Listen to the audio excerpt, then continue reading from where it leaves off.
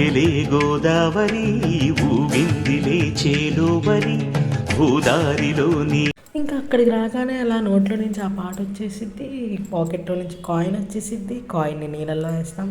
ఇంకా అట్లా మనం కాకినాడలో చిన్న పని ఉంటే అట్లా రైల్వే స్టేషన్ నుంచి బయటకు వెళ్ళిపోయాం అనమాట.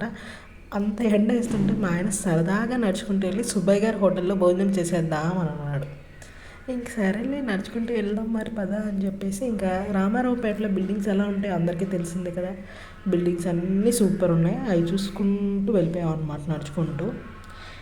ఇదిగో 100 మీటర్స్ నడిచేసాం, ఇదిగో 500 మీటర్స్ నడిచేసామని చెప్తూ సరదాగా తీసుకెళ్ళిపోయారు అనమాట సుబ్బయ్య గారి హోటల్ దాకా. ఇంకా అక్కడికి వెళ్ళిన తర్వాత కొంచెం అట్లా సెటిల్ డౌన్ అయ్యి ఇంకా టోకెన్ తీసుకుని లోపలికి వెళ్ళిపోయాం అనమాట. మనం వెళ్ళిపోయింది ఎలాగో 11:30 12 అయింది కాబట్టి మనం వెళ్ళే టైం కల్లా అంత పెద్ద రష్ లేదు. బట్ ఫుడ్ అంతా ఆసమ్ ఉందన్నమాట. ఎన్ని వెరైటీస్ పెట్టారంటే ఇంకా వెజ్లో ఒక దగ్గర ఒక 8 కర్రీస్ ఏమో పెట్టినట్టున్నారు. వెజ్లో బిర్యానీ రైస్ పెట్టారు, పులిహోర పెట్టారు, పూర్ణం, పరవన్నం అయితే ఉంది అసలు.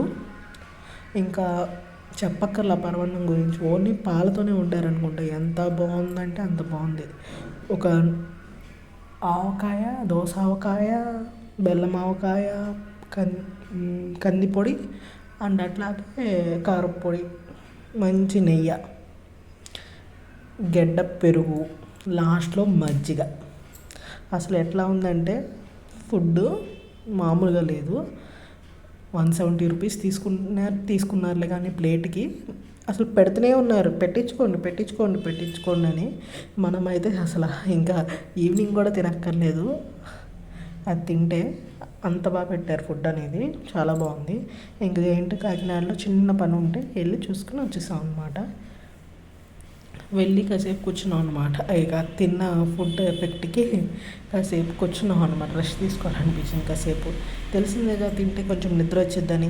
ఇంకా అట్లా కొంచెం మా ఆయన అక్కడ జోక్ చెప్పమంటున్నాను అనమాట. చెప్పమంటే మా ఆయన షై ఫీల్ అయ్యి చెప్పట్లేదు. ఇంక మళ్ళీ రిటర్న్కి శేషాద్రి ఎక్కేసాం అనమాట. కాకినాడ పోర్ట్కి వెళ్ళి ఎక్కాము.